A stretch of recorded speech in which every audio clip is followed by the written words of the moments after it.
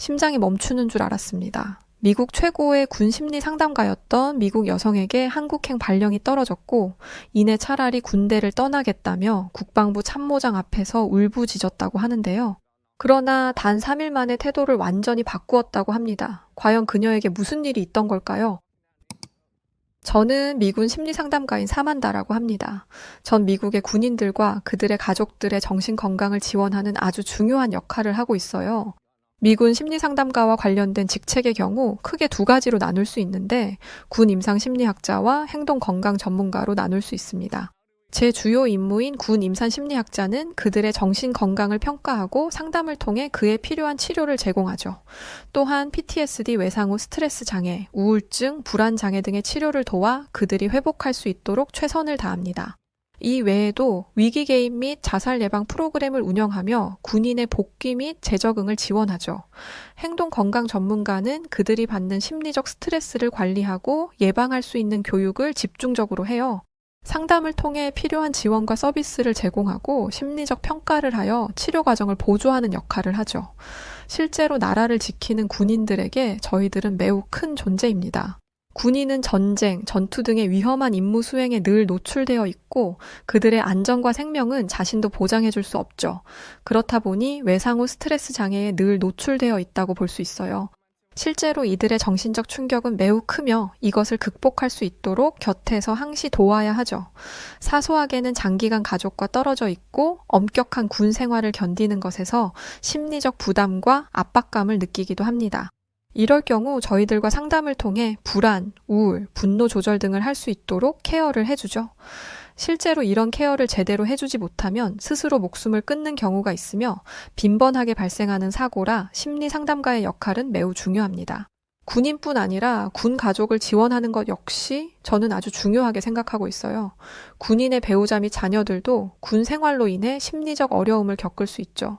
또한 갑작스레 소중한 가족을 잃을 경우에 그 상황에서 발생하는 여러 감정을 추스릴 수 있도록 늘 함께합니다. 제가 일반 심리상담가가 아닌 미군 심리상담가를 택한 것은 바로 이런 이유에 있었어요. 전 정말 제가 필요한 사람들에게 도움을 줄 수 있고 그들의 목숨을 지켜줄 수 있는 의미 있는 일을 하고 싶었습니다. 미군 심리상담사라고 하면 그 서비스가 왜 필요한지 인식을 못하는 사람들도 있거든요. 그런 사람들에게 저는 오히려 반대로 이렇게 물어봅니다. 군인이라고 해서 그들이 늘 강인한 정신 상태를 유지할 수 있을 것 같아? 그들도 군인이기 전에 결국 우리와 같은 사람이야. 심지어 그들은 우리처럼 평범한 삶이 아닌 어느 한순간에 사랑하는 동료를 잃고 충격적인 현장에서 목숨을 담보로 늘 나라를 지키는 최전방에서 싸우는 사람들이지. 그런 군인들의 정신 케어가 정말 필요하지 않다고 생각하는 거야? 보통 제가 이렇게 말을 하면 다들 숙연해지곤 합니다. 특히나 미국의 경우 군인에 있어 굉장히 높은 존경과 감사를 표하곤 하죠. 그들이 대신하여 국가를 위해 희생하는 영웅으로 여기며 실제로 그들을 마주하면 박수를 보내는 문화가 있기도 해요. 실제로 여론조사에서 미군은 미국에서 가장 신뢰받는 기관 중 하나로 꼽히기도 했습니다. 특히 미국에서도 보수적인 지역에서는 군을 강하게 지지하는 경향이 있죠. 그렇다 보니 퇴역 군인에 대한 복지에 대해서도 비판의 목소리가 많이 나오는 편입니다. 많은 퇴역 군인의 정신 건강 문제, 홈리스 문제 등을 중요하게 생각하지만 실질적으로 정부가 참전 용사에 지원하는 것은 충분하지 않다는 것이죠. 이걸 현역 군인들도 다 알기에 사전에 미리 스트레스를 받고 막역한 미래를 걱정하는 경우도 많습니다.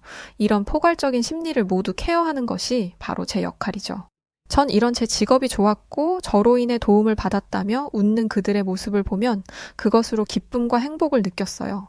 제 직업에 대한 만족도가 높으니 생활적인 면에서도 전 만족하며 잘 지내고 있었습니다. 제 인생의 그래프는 큰 굴곡 없이 늘 수평선을 유지하며 그렇게 살고 있었죠.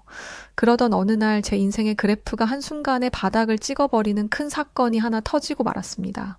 단 한 번도 상상해보지 못했던 일이었죠. 그레이스가 이번에 한국으로 발령받게 되었어. 그곳에서도 지금처럼 멋진 상담사로 지낼 수 있을 거라 장담하거든. 후보에 에밀리도 있었는데 내가 그레이스를 아주 적극 추천했어. 더 넓은 세상에서 많은 기회를 누리며 살기를 바란다. 상부에서는 제게 좋은 기회라며 한국 발령을 통보했지만 이 통보는 전혀 좋은 결과가 아니었습니다. 전 갑작스레 한국 발령이라는 말에 너무 큰 충격을 받았어요. 한국 발령이라고요? 제가요? 전 한국으로 가고 싶지가 않은데 여기 남고 싶은데 왜 제가 좋아할 거라고 그렇게 생각을 하신 건가요? 적어도 저랑 상담 한 번쯤은 하고 결정해 주실 수 있던 거 아닌가요? 전 아주 강하게 상부에 항의를 했지만 상부에서 내린 결정을 번복하는 것은 있을 수 없는 일이었죠. 상부의 입장은 오직 제게 더 좋은 기회를 준 것이라며 제가 왜 이렇게 싫어하는지 알 수 없다는 식이었습니다. 이어 충격적인 말을 듣게 되었어요. 최근 미군들 사이에서 한국 발령 요청이 폭증하고 있는 아주 이례적인 현상이 있다는 것이었죠. 전 이 사실을 까맣게 모르고 있었고 제가 한국으로 발령받은 후에야 알게 되었습니다. 그러나 그걸 원하는 사람들이 있다 한들 저와는 별개의 일이었고 전 결코 한국으로 발령받길 원하지 않았어요. 이걸 어떻게든 막고 싶어서 결국 큰 사고까지 치고 말았습니다. 국방부 참모장을 찾아가 그 앞에서 감정을 억누르지 못하고 강력한 항의를 이어갔어요. 당사자인 저 그레이스가 원치도 않는 한국 발령을 마치 상부에서 기회라도 주는 듯 일방적으로 통보하는 건 직위를 이용한 무언의 압박이라고 생각합니다. 전 한국으로 갈 생각이 전혀 없고 이곳에서 지금껏 제가 꾸리고 지내온 것들을 지키며 지내고 싶어요. 한국 발령이 확정이라고 들었는데 그걸 취하할 수 있도록 재검토해 주시길 바랍니다. 여태껏 몸 담아온 곳을 두고 제가 왜 낯선 한국에 가야 합니까? 당사자가 원치도 않는데 이건 절 내쫓는 거나 다름없다고 생각합니다. 국방부 참모장 앞에서 강력한 항의를 하자 모두 사색이 된 채 저를 말렸습니다. 국방부 참모장은 미군에서 가장 높은 계급을 가진 군사 지도자로 대통령 혹은 국방부 장관에게 군사 자문을 제공하고 핵심 역할을 하는 높은 직책이죠. 실질적으로 국방부 참모장이라는 직책은 공식적으로는 없으나 국방부 내에서 중요한 역할을 수행하는 참모 관련 직책 총책임자라 할 수 있어요. 모두가 그 앞에서 찍소리를 못하는데 제가 무작정 찾아가서 그것도 항의를 했으니 사색이 될 법도 했습니다. 제 말에 한참 동안 저를 쳐다보던 국방부 참모장은 드디어 입을 열었어요. 그레이스, 때로는 본인이 원치 않는 상황이 발생해도 그걸 유연하게 받아들이고 대처할 줄 알아야 하지 않나요? 지금 그레이스의 태도는 마치 어린아이가 아빠에게 달려와 울고 보채는 꼴과 같아요. 한국 발령이 누군가에게는 간절한 기회이고 누군가에게는 비극적인 결말이라고 한들 상부에서 내려온 지시를 따르고 싶지 않다면 본인의 자유를 찾아 이곳을 떠나면 됩니다. 제 앞에 와서 소란을 피울 것이 아니라요. 마지막으로 제가 정리해서 말하죠. 그레이스의 한국 발령은 확정된 사안임을 통보합니다. 아시겠어요? 너무나 단호한 그의 말에 저는 어떠한 말도 할 수 없었습니다. 그가 한 말들이 전부 수치스럽지만 맞는 말이기도 했죠. 저 역시 이성을 잃고 무작정 찾아가 추태를 부린 것에 대한 부끄러움이 있었기에 더는 말하지 않고 감정을 추스렸습니다. 미군 심리상담사라는 사람이 자신의 감정 하나를 제어하지 못하고 이런 추태를 벌이다니 제 스스로에 대한 자괴감에 빠졌어요. 아무리 그래도 그렇지. 거기가 어디라고 찾아가서 이성을 잃고 그런 추태를 부렸을까? 내가 정말 미친 건 아닐까? 이런 나한테 누가 상담을 받으려 하겠어. 부끄러운 행동에 대한 자책을 하면서도 한국 발령에 대한 거부감과 따라오는 불안감의 감정 상태가 좋지 않았습니다. 그런데 주변 동료들은 제 속도 모르는지 저와는 전혀 다른 반응을 보였죠. 그레이스, 참모장한테까지 가서 왜 소란을 피운 거야 도대체? 한국 발령까지 내려준 건 너한테 정말 좋은 기회를 준 거잖아. 정말 그게 싫어서 그걸 피하고 싶어서 항의를 한 거야. 나는 기회를 주지도 않아서 못 가는 건데 그렇게 좋은 기회를 두고 왜 이렇게 거부를 하는 거야? 모두 그레이스 네가 부러워서 난리도 아니야. 그래 그레이스, 한국 발령이 왜 그렇게 싫은 거야? 다들 어떻게든 한국으로 넘어가려고 안달인데 넌 그냥 가만히 있다가 넘어가는 거잖아. 심지어 자체적으로 발령까지 내려줬으니 상부 케어도 받을 수 있고 얼마나 좋은 기회야. 그레이스 네가 이렇게까지 거부를 하는 게 이해가 안 가. 정말 다들 똑같은 반응이라니까? 다들 제게 한국 발령에 대한 부러움을 표했고 전 그런 그들이 저를 놀리는 줄 알았습니다. 모두 나를 놀리는 거야? 내가 싫다면 싫은 거지? 이유가 꼭 있어야 해? 너희들은 내 마음을 몰라? 아니 말하고 싶지도 않아. 한국으로 발령 나는 게 무조건 좋은 건 아니잖아. 난 싫다고. 한국이라는 것도 싫고 거기서 일해야 하는 것도 난 싫다고. 여기 남아있고 싶은데 방법이 없대. 상부 명령을 어기지 말라는데 정말 답답해서 미칠 것 같다고. 제가 이렇게까지 말하니 모두가 놀라는 눈치였어요. 그들에게 하는 말에 있어서 근거도 없고 타당한 이유도 없다는 것은 제 자신이 가장 잘 알고 있었습니다. 그런데 그들에게 제 아픈 상처까지 끄집어내면서 굳이 말하고 싶지 않았어요. 감히 꺼내기도 어려운 제 상처가 그들의 안주거리로 변질될지도 모른다고 생각했죠. 제가 한국 가는 걸 끔찍하게도 싫어하는 이유는 엄연히 있었습니다. 단순히 타국을 가기 싫은 게 아니라 전 한국이라서 가기 싫었던 거였죠.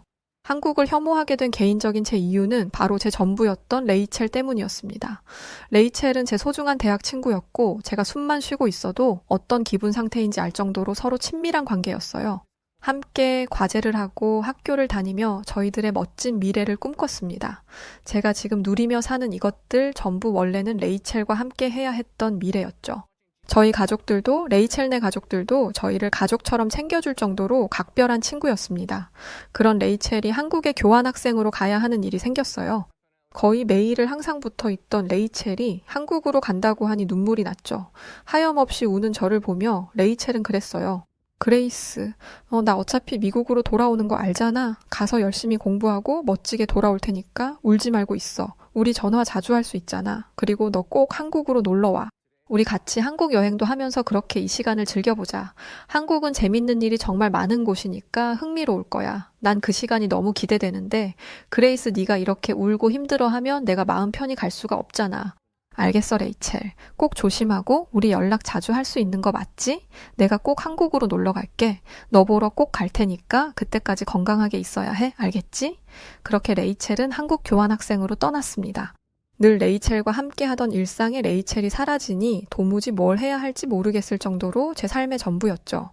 레이첼과는 약속처럼 매일같이 통화를 했고 한국에서 사귄 친구들도 보여주고 함께 연락을 할 정도로 레이첼은 잘 지내고 있었습니다. 저 역시 한국으로 여행을 갈 준비를 조금씩 했지만 현실적으로 공부를 해야 해서 시간을 내는 게 쉽지는 않았어요. 이런저런 핑계로 결국 한국 가는 건 계속 미뤄지고 있었죠. 그러던 2022년 어느 날 한국에 대참사가 났다며 세계적으로 난리가 났습니다. 전 한국이라는 말만 듣고 레이첼 걱정에 곧장 기사를 보게 되었어요. 그 기사를 보니 이태원 참사가 발생했고 그 사고로 정말 많은 희생자가 나왔다는 것을 알았습니다. 설마 아니겠지. 불안한 마음에 레이첼에게 받지 않는 전화를 수백 통을 했지만 제 전부인 레이첼은 그렇게 가버렸어요. 한순간에 한국의 이태원 참사로 제 전부를 잃은 저는 이 사실을 인정할 수 없었습니다. 그런데 이 미국에서는 도저히 이 상황을 해결할 수도 접근을 할 수도 없어서 답답함의 진실을 알아보려 곧장 저는 한국으로 날아갔죠. 그러나 제가 마주한 것은 복잡한 행정 절차와 언어 장벽이었습니다. 심지어 전 유가족도 아닌 친구라는 신분이라 레이첼에 대한 어떠한 것도 개입을 할 수 없었죠. 이를 안타깝게 여긴 레이첼의 어머니는 제게 그러셨어요. 그레이스 충분히 했어. 네가 여기서 더 힘들어하고 나서면서 네 삶을 내려놓으면 레이첼이 편히 눈을 감지 못할 거야. 이제 그만하고 네 삶에 집중하도록 하자. 우리가 레이첼 잘 보내줄 테니 그레이스 넌 이제 네가 해야 할 일을 하도록 하자. 고맙다. 레이첼의 끝을 여기까지 와서 함께 해줘서. 이렇게 레이첼을 허무하게 보낼 수는 없잖아요. 어떻게 이런 일이 벌어질 수 있어요? 2022년에 도대체 어떻게 왜 이런 일이 생긴 건지 진상조사를 명확하게 해야 하는 거 아닐까요? 심지어 한국인 희생자들에 대해서만 집중적이지 외국인은 뒷전인 것 같다고요. 레이첼은 이렇게 허망하게 가버릴 애가 아니잖아요. 전 도저히 아직도 믿을 수가 없어요. 죄송해요. 이런 모습 보여서. 레이첼의 가족들은 저를 진정시키고 제가 잘 살아갈 수 있도록 도와주려 했지만 전부를 잃었다는 생각에 저는 쉽지 않았습니다. 그때부터 한국에 대한 모든 증오와 경멸, 혐오의 감정이 생겨났어요. 이게 다 한국의 거지 같은 시스템 때문에 벌어진 일이야. 제대로 수습만 했어도 이런 대참사가 벌어졌겠어? 심지어 외국인에 대해서는 관심도 없잖아. 불쌍한 레이첼. 도대체 레이첼이 무슨 죄야? 레이첼의 시신을 겨우 미국으로 송환하는 이 어려운 과정에서도 다시금 좌절해야 했습니다. 이 과정은 비교적 복잡하며 여러 단계의 절차와 서류 작업이 필요했죠. 사망 신고 및 행정 절차, 시신 처리 및 방부 처리, 각종 서류 준비, 항공 운송 절차, 혹은 유골 송환 등 이 모든 과정을 거치고서야 레이첼이 고향 땅을 밟을 수 있었습니다. 유가족들은 가족을 잃은 슬픔에 빠져 숨도 제대로 못 쉬고 있는 상황에 말도 안 통하는 이 낯선 한국 땅에서 저 까다로운 절차를 모두 밟아야 했죠. 이 과정에서 관료적 무관심에 저는 상처를 받았고 한국에 대한 인식 자체가 바닥으로 떨어지는 계기가 되었습니다. 이후 저는 한국의 안전 불감증과 사고 대응 체계에 아주 강한 불신을 갖게 되었어요. 너무나 많은 희생자가 나와 언급하는 것도 쉽지 않고 제게도 아픈 사건이라 제 입 밖으로 절대 꺼내지 않았던 얘기지만 한국은 분명 부족함의 경지를 달리고 있다고 생각했습니다. 한국에 대한 감정과 생각이 이렇다 보니 전 한국의 K-팝, K-드라마, 영화 등 세계적으로 이슈여도 의식적으로 강하게 거부를 했어요. 길을 걷다 한국 노래가 나오면 귀를 틀어 막아버리거나 인상을 찌푸릴 정도로 전 한국을 온몸으로 거부하는 사람이죠. 이런 비극적 사건과 연결된 제 개인적 트라우마는 쉽게 극복하기도 어렵습니다. 더군다나 전 극복할 의지가 없었어요. 한국에 대해 호의적인 마음을 둘 이유가 전혀 없었으니 말이죠. 그런데 이런 한국을 가야 한다니 제게 차라리 지옥 불구덩이로 떨어지라는 게 더 편한 선택이었습니다. 한국 발령을 앞두고 날짜는 야속하게도 흘러가고 점점 한국으로 가야 할 날이 다가오고 있었어요. 얼마나 가기 싫었으면 전 짐조차 싸지 않고 아무런 준비도 하지 않고 있었습니다. 태어나 처음으로 계획 없이 막무가내로 지냈던 시간이었죠. 그러던 어느 날 저는 상담실에서 아주 놀라운 장면을 목격했습니다. 제게 상담을 받는 많은 여군들이 한국에 대한 호감도가 상상 이상으로 높다는 것이었죠. 한국은 진짜 깨끗해요. 제가 여행을 좋아해서 많이 다녀봤지만 한국처럼 깨끗한 곳은 없었거든요. 뭐랄까 여성 친화적 환경이라고 해야 할까요?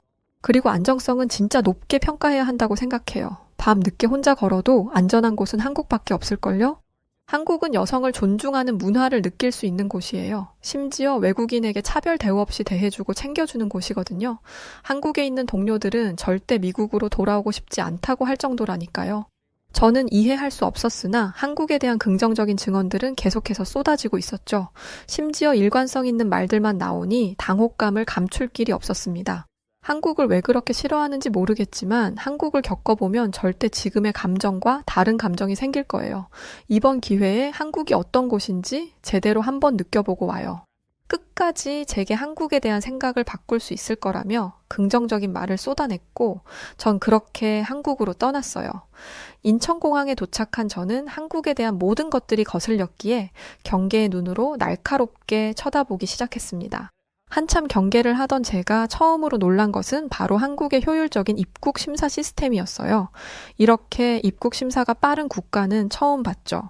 심지어 자동화 시스템이라 간편했고 관광객에게 아주 친절한 모습이었습니다.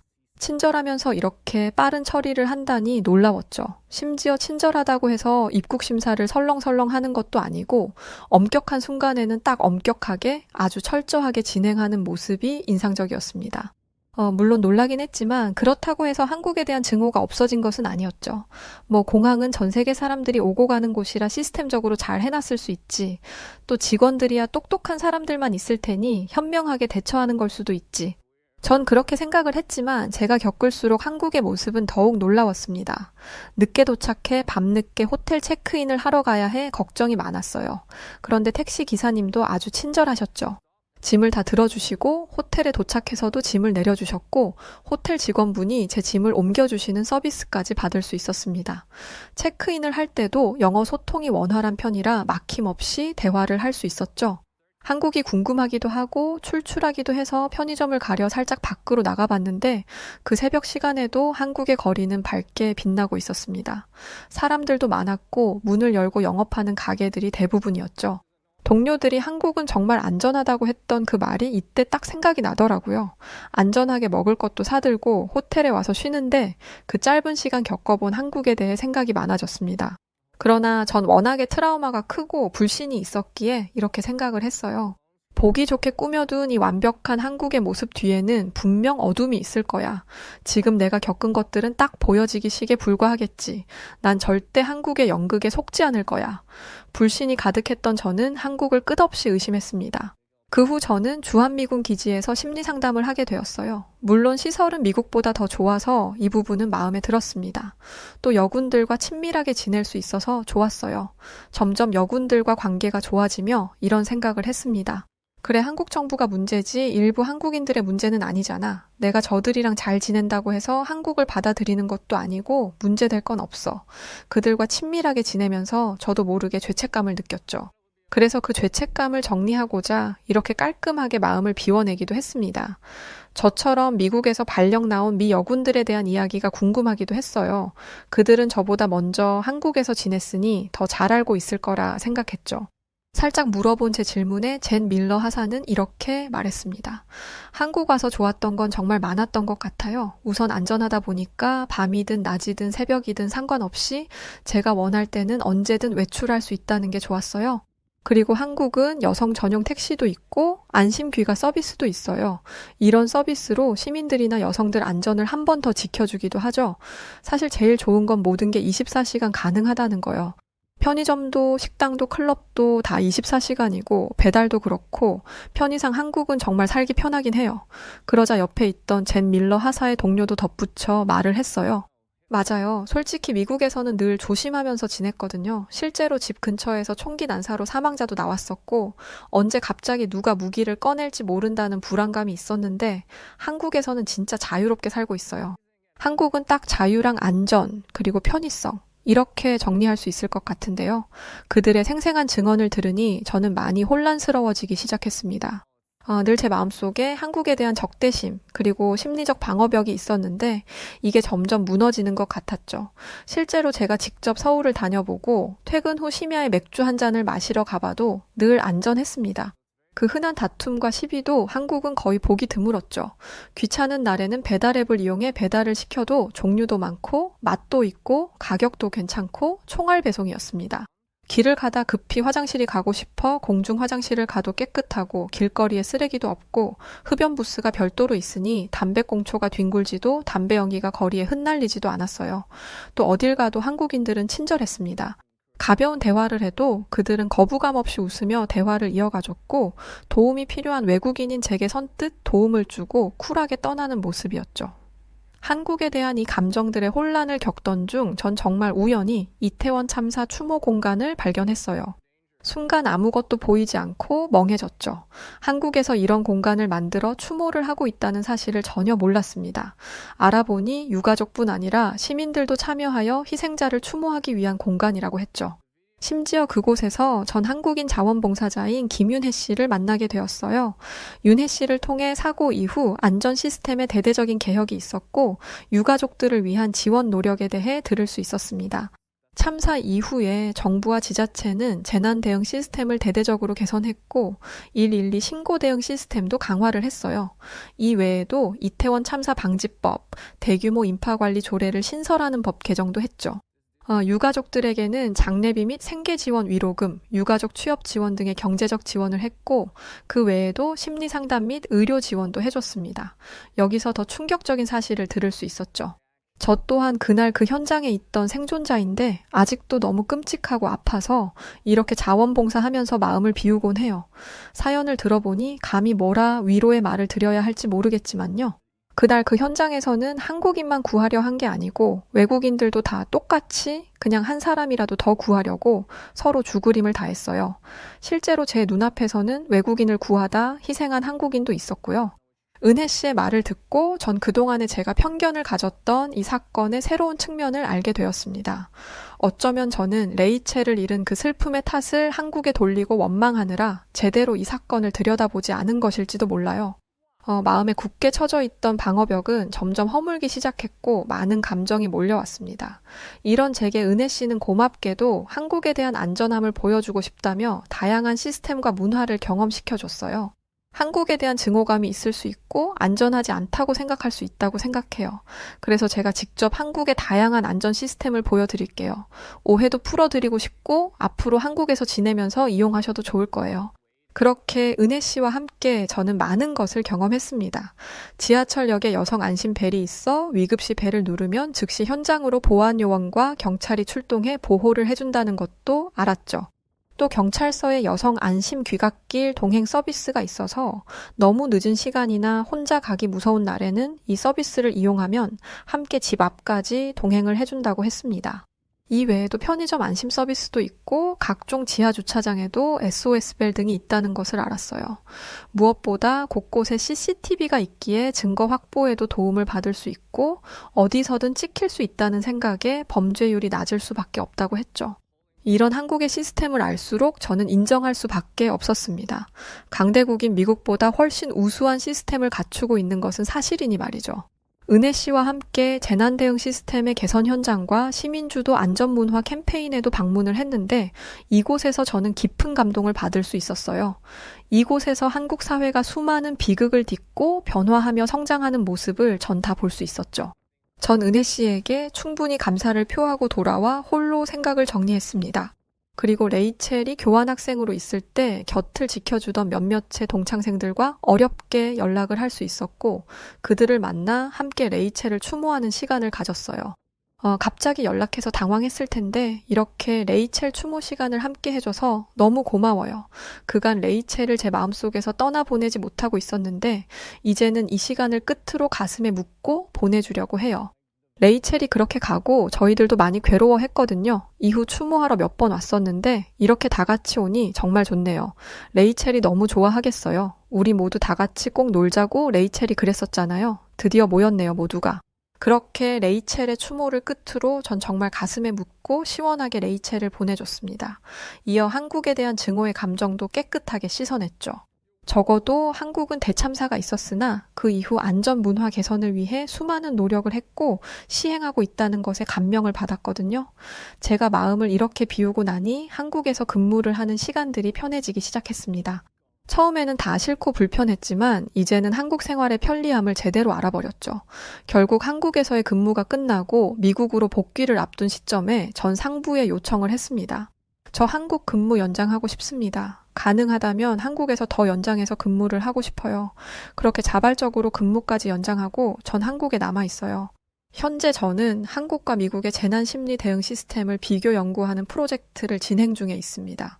재난은 어디서든 갑자기 벌어질 수 있지만 그걸 예방하고 또 상황 발생 시 대응하는 시스템을 얼마나 잘 갖추고 있느냐에 따라 결과는 달라질 수 있죠. 전 한국을 증오하는 그 마음을 끝내고 이제는 한국의 시스템을 비교 삼아 미국의 시스템 개선에도 앞장서고 있습니다. 해당 프로젝트에 미국 도시계획 전문가도 함께 하는데 24시간 안전한 도시, 설계, 재난에 대응하는 시스템 등 함께 계획하며 조금 더 발전된 미국의 모습을 기대 중에 있어요. 한국의 혁신적 접근법이 미국 도시의 안전을 획기적으로 개선시키는 것에 큰 역할을 하고 있고 한국과 미국의 합동 프로젝트이기에 상당한 성과를 기대하며 모두가 참여하고 있죠. 한때 개인적 트라우마로 괴로웠던 시간들이 있었지만 전 그것을 뛰어넘고 사회적 변화의 주체가 되는 한 일원으로 지내고 있습니다. 한국, 미국 상호 발전의 긍정적 순환을 기대하고 있으며 지금보다 더욱 안전하고 희망적인 결과가 곧 다가올 것을 저는 확신하고 있답니다. 곧 레이첼 부모님과 저희 부모님이 한국으로 오시는데 걱정 많으신 양가 부모님께 한국이 이렇게 안전한 곳이라고 그래서 더 있을 거라고 보여드릴 겁니다. 그리고 아픈 시간을 다시금 모두 함께 치유하는 시간을 가지려 해요. 모두의 안전을 위해 최고의 결과로 꼭 보여드리겠습니다. 연간 총기 사망자가 무려 45,000명, 하루 평균 123명이 목숨을 잃는 미국에서 탈출을 결심한 미국인들이 있습니다. 세계 10대 경제 대국이자 첨단 기술 강국으로 성장한 바로 한국으로 말입니다. 세계에서 가장 안전한 나라, 또한 미국보다 30% 저렴하면서도 더 뛰어난 의료기술력, 세계의 중심이라던 미국을 버리고 한국을 택했던 미국인들의 이야기 지금 바로 시작하겠습니다. 제가 살던 디트로이트는 약 80% 이상의 인구가 바로 흑인입니다. 저 역시 미국 디트로이트에서 아이를 낳고 살던 평범한 엄마였던 아리나라고 해요. 제가 살던 곳은 일명 자동차의 도시라고도 불리고 반대로 흑인들의 도시라고도 불립니다. 저도 남편도 흑인으로 저희들이 안전하게 살 수 있는 동네를 찾아 터를 잡은 곳이 바로 이곳이죠. 시대가 많이 바뀌고 세월이 많이 흘렀지만 미국 내에서 흑인은 여전히 인종차별의 대상입니다. 심한 경우에는 사람 취급도 해주지 않는 경우가 있었어요. 제가 정말 좋아하는 말이 하나 있습니다. 사람이 사람을 미워하는 데는 여러 가지 이유가 있을 수 있다. 다만 피부색이 그에 포함될 수는 없다. 피위 리즈의 명언인데요. 저는 이 말을 전 세계 인구 모두가 실현해주길 바라며 늘 속으로 되새겼습니다. 제 유년 시절은 정말 기억도 하기 싫을 정도로 아픔으로 젖어 있어요. 흑인이라고 매일같이 손가락질 받는 것은 물론이고 친구들과 함께 어울리는 것은 상상조차 하지 못했습니다. 저희 부모님 역시 흑인으로 한평생 차별을 받고 사셔서 그런지 제게 거는 기대가 더욱 컸어요. 쉽게 무너지는 모습을 가만히 지켜보지 않으셨고 어떻게든 일어서라고 늘 채찍질을 하셨습니다. 아리나, 그렇게 약해 빠져서 도대체 이 험한 세상을 어떻게 살아가려고 그래? 우리는 남들보다 더 독해야 하고 마음을 다잡고 더 열심히 살아야 성공할 수 있다고 말했니? 안 했니? 남들이 널 놀렸다고 해서 울 게 아니라 그들보다 더 잘나야지, 성공해야지, 그렇게 생각을 하고 실천하란 말이야. 울기만 한다고 해서 달라질 게 있을 것 같아? 제가 성장하면서 늘 들었던 말이었죠. 남들보다 더 노력해라, 분발해라, 울지 말아라, 독해져라. 이 말을 숨쉬듯 들으며 살았지만 저는 그렇게 독한 사람으로 성장하지는 못했어요. 놀리면 놀리는 대로 상처를 받았고 눈물을 흘렸습니다. 친구들이 껴주지 않아 제대로 마음 터놓을 친구 한 명도 없었어요. 그 사이에 끼고 싶어서 발악을 해보기도 했지만 누군가는 저를 미워했고 또 누군가는 피부가 검은 흑인이라는 이유로 저를 놀렸습니다. 가장 슬펐던 것은 검은 제 모습을 누군가는 너무도 무서워하며 경악을 했어요. 저를 무서워하는 사람들에게는 정말 할 수 있는 게 없었고 저도 모르게 제 모습을 감추기 바빴습니다. 저는 한평생을 이렇게 살다 남편을 만나게 되었어요. 늘 소심하게 사람들 눈치 보기 바빴던 제가 남편과 연애를 하면서 세상이 아름다운 것이라는 걸 알게 되었습니다. 오직 남편과 있으면 세상 사람들의 시선이 두렵지도 않았어요. 제 남편은 미국인도 아니었고 흑인도 아니었습니다. 바로 동아시아 국가의 한국인이었죠. 미국에서 인종차별을 당하는 흑인과 동양인의 만남이라니 누군가는 저희의 만남이 최악이라고 표현할지 모릅니다. 저는 남들이 뭐라고 해도 착한 우리 한국인 남편 때문에 누구보다 행복하게 살아갈 수 있었어요. 남편은 조현호라는 한국 이름과 말릭이라는 미국 이름을 가지고 있었죠. 저는 남편 덕분에 처음으로 용기를 내 그간 눈치 보느라 제대로 즐기지 못했던 제 인생을 즐기게 되었습니다. 남편은 저와는 반대로 정말 긍정 에너지가 넘치는 사람이었어요. 그렇다 보니 주변에 다양한 친구들이 많았습니다. 남편과 연애를 하며 남편의 지인들이 자연스레 제 친구들이 되었고 뒤늦게서야 친구들과 보내는 즐거운 시간이 뭔지를 알게 되었어요. 그렇게 제 삶에 큰 변화가 생기기 시작했고 남편과 연애를 하던 그 시간들이 제게는 너무도 소중했습니다. 남편은 정말 멋진 사람이었어요. 하루는 제가 물은 적이 있었습니다. 현호 씨, 말릭, 혹시 어려서 동양인이라고 인종차별 안 당했어? 미국에서 동양인으로 산다는 게 힘든 일이잖아. 그걸 다 어떻게 극복했어? 나는 극복을 못해서 알다시피 친구도 한 명 없고 정말 외로운 인생을 살았잖아.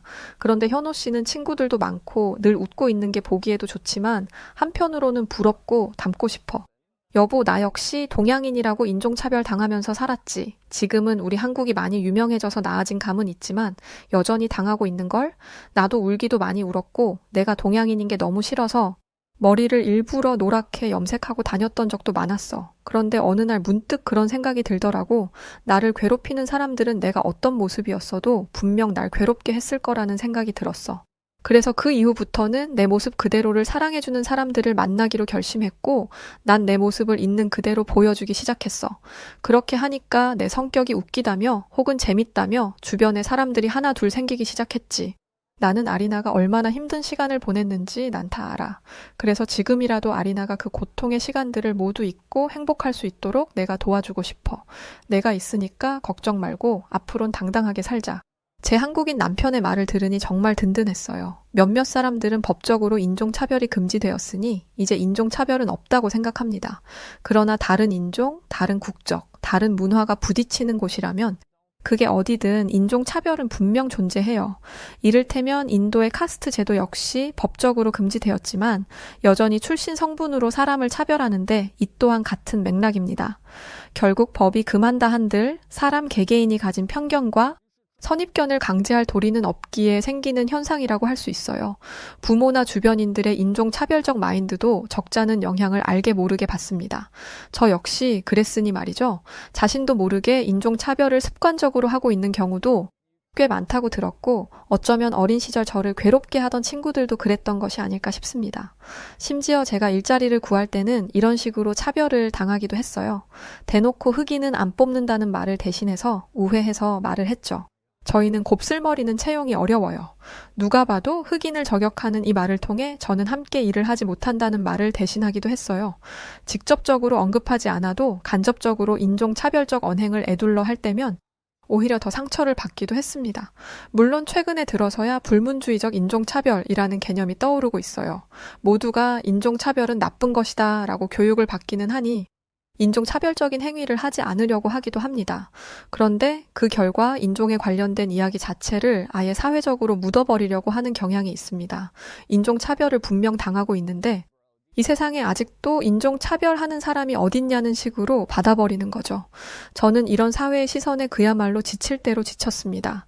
새로운 친구를 이제 와서 사귈 용기도 없었기에 남편이 만들어준 친구들이라는 그 울타리 안에서만 활동했어요. 그렇다 보니 제게 남편은 구세주와 같은 존재였습니다.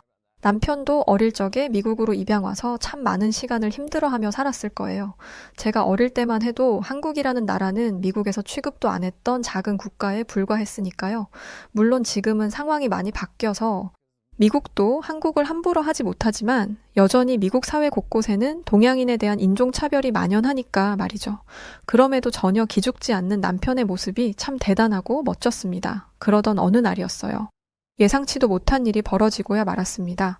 평소 건강 체질이라 잔병치레도 없던 저였는데 일주일이 넘도록 몸살 기운이 있었죠.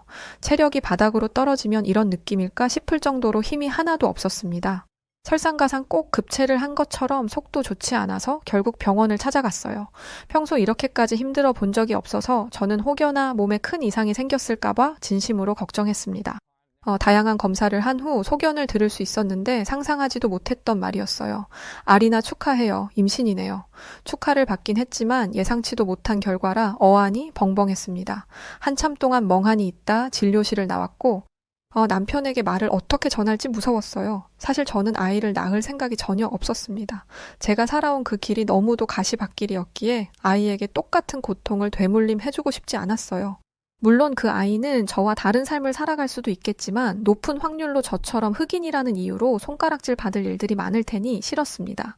그래서 전 이기적이지만 평생 아이를 낳지 않으려 했어요. 그런 상황에 갑자기 생긴 아이가 반가울 리가 없었습니다. 그렇다 보니 남편에게 이 소식을 전하는 것도 쉽지 않았어요. 저조차 생각 정리가 어려운 상황에 남편에게 말을 해봐야 무슨 소용이 있을까 싶었습니다. 그렇게 무려 일주일을 넘도록 말을 못했어요. 머리가 터질 듯 생각이 많아서 너무 복잡했습니다. 아이를 낳지 않겠다고 수없이 다짐하고 살아왔지만 막상 제 뱃속에 아이가 있다고 하니 10달이라는 시간을 빨리 흘려보내 얼른 만나고 싶기도 했어요.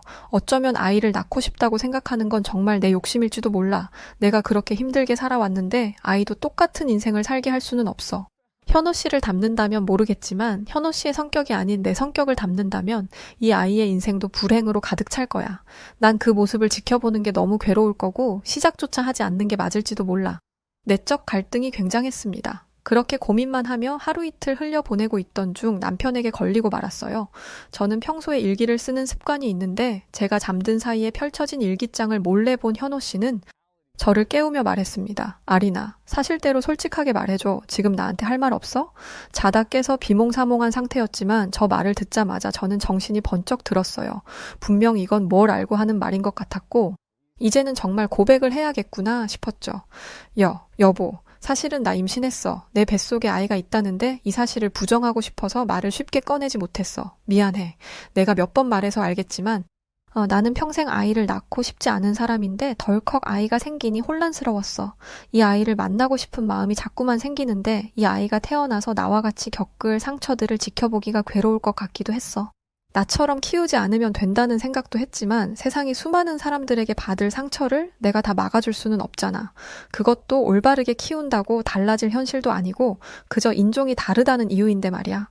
저 말을 내뱉는데 얼마나 울었는지 모릅니다. 한참을 울며 제 속내를 터놓고 나니 속은 시원했어요. 그리고 남편은 제 손을 붙잡고 말했습니다. 그 상처들 감히 어떻게 내가 다 헤아릴 수 있겠어. 다만 나도 아리나와 같이 차별을 당했던 동양인으로서 어떤 마음인지 어떤 말들을 듣고 살았을지는 알지. 그런데 단지 그 이유만으로 아이를 낳지 않는 건 아닌 것 같아. 이제 아리나 너에게는 내가 있고 우리가 지켜야 할 뱃속에 아이도 생긴 거라고 생각해. 난 아리나와 내 아이가 다치지 않도록 더 강해질 거고 그런 나를 믿고 따라와 줄래? 남편의 말을 듣고 갈팡질팡하던 마음을 굳건하게 다질 수 있었어요. 그렇게 저희 두 사람은 아이를 낳기로 했습니다. 물론 처음부터 쉽지 않았어요. 저는 이미 상처를 많이 받은 사람이라 작은 말에도 쉽게 상처를 받았습니다. 어느 날은 남편과 함께 산부인과를 갔는데 저희를 보고 속닥거리는 말을 들을 수 있었습니다. 동양인의 흑인이면 애도 참 불쌍하다. 왜 죄 없는 애한테까지 고달픈 저 삶을 되물림하려고 하지? 난 가난한 부모보다 저런 부모가 더 잘못이라고 생각해. 지나치는 말로 하는 그들의 말을 듣고 이미 가슴이 찢어질 듯 아팠어요. 그런데 그 말을 들었던 제 남편은 참지 않았습니다. 저기요, 말들이 참 무례하시네요. 반대로 제가 이렇게 말하면 어떨까요? 저런 인성을 가진 부모를 둘 뱃속에 아이가 참 불쌍하네. 태어나봤자 뻔한 인성일 텐데 애한테 미안하지도 않나?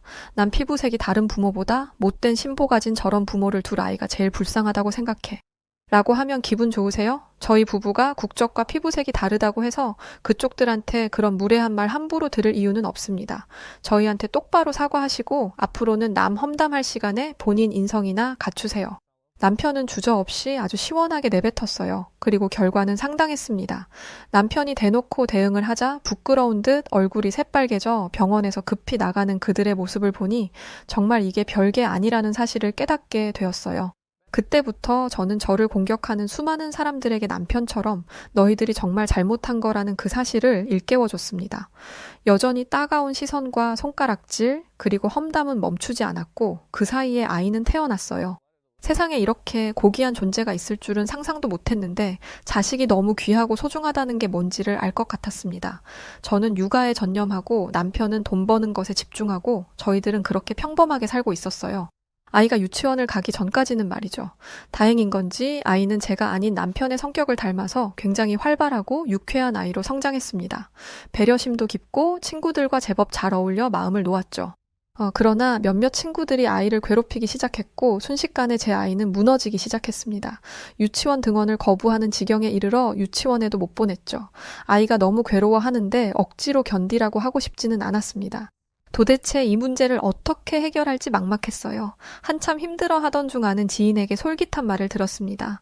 이 지인들도 피부색이 다른 부부인데 남편이 한국으로 발령이 나서 한국에서 쭉 살고 있는 부부였죠. 미국에 있을 때는 자주 봤는데 멀어지니 자주 못 봐 통화를 간간히 했습니다.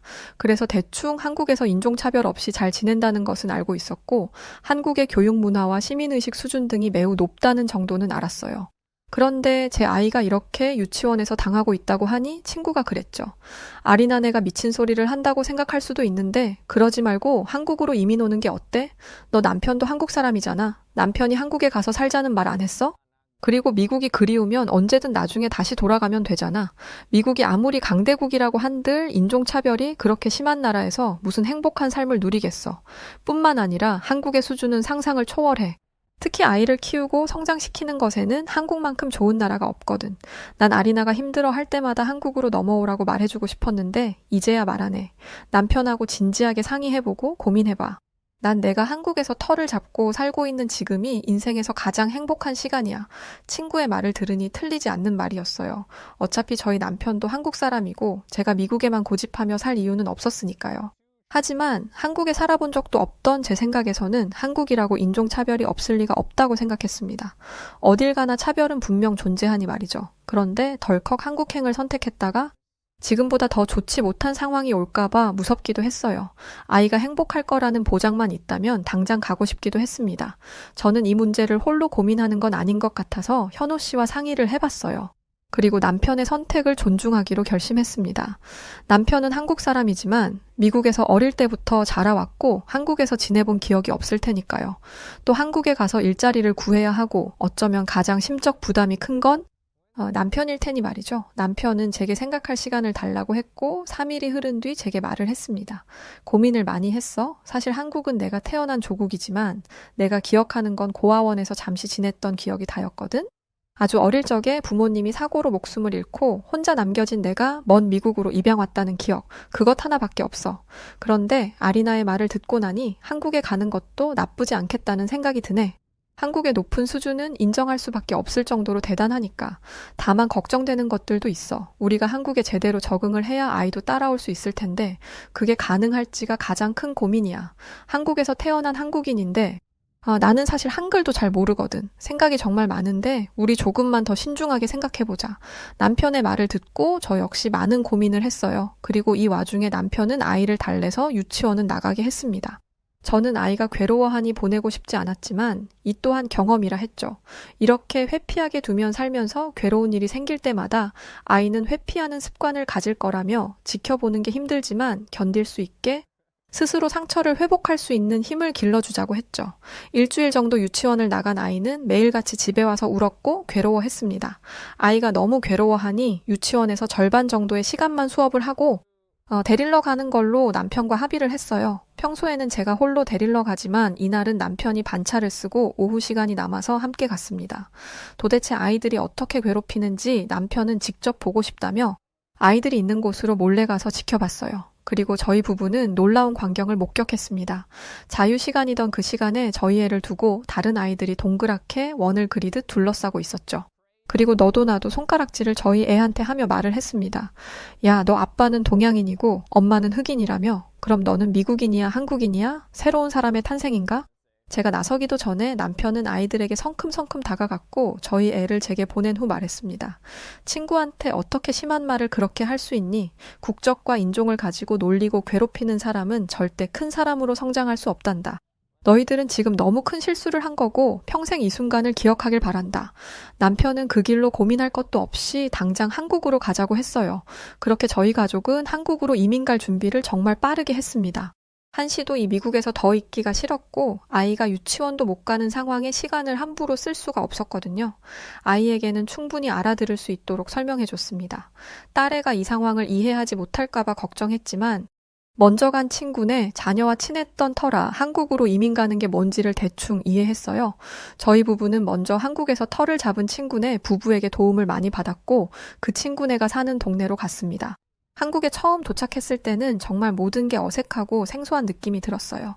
제 남편도 태어나 수십 년 만에 다시 찾은 한국의 공항 앞에서 눈시울이 빨개져서 아무 말 못하는 모습도 봤습니다.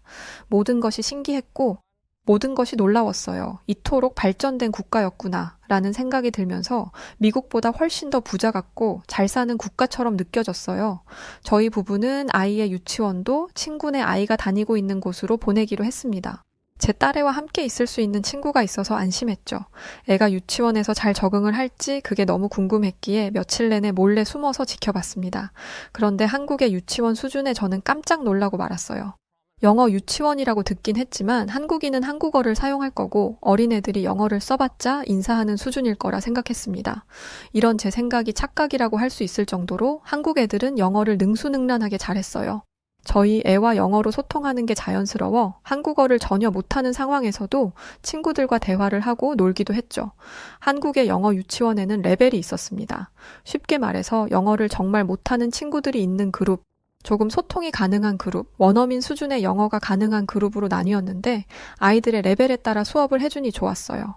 미국에서 나고 자랐기에 한국 문화가 모두 어색하고 향수병이 올지도 모른다고 생각했습니다. 그런데 놀랍게도 저희 가족은 향수병은커녕 미국을 떠올리지도 않고 지낼 정도로 한국에 완벽하게 적응했어요. 각각 한국이 좋은 이유가 다 다르기도 했습니다. 친구들이 다 나랑 놀고 싶어 하고 내가 영어 잘하는 게 부럽다고 했어. 그래서 나한테 알려달라고 하기도 했고 우리 집에도 놀러 온다고 초대해달라고 했어. 한국 친구들은 미국이랑 다르게 나를 놀리지도 않아서 너무 좋아. 엄마 나는 한국에서 계속 살 거야. 그럴 수 있는 거지? 아빠가 태어난 나라라며 그러니까 미국에 다시 안 가도 되는 거지? 친구들과 잘 어울리는 것은 물론이고 본인이 한국이 좋은 곳이라 생각을 해서 그런지 한국어 공부도 정말 열심히 했어요. 친구들이 영어로 소통해주는 게 고마우니 본인도 한국어로 소통할 수 있도록 하겠다고 말이죠.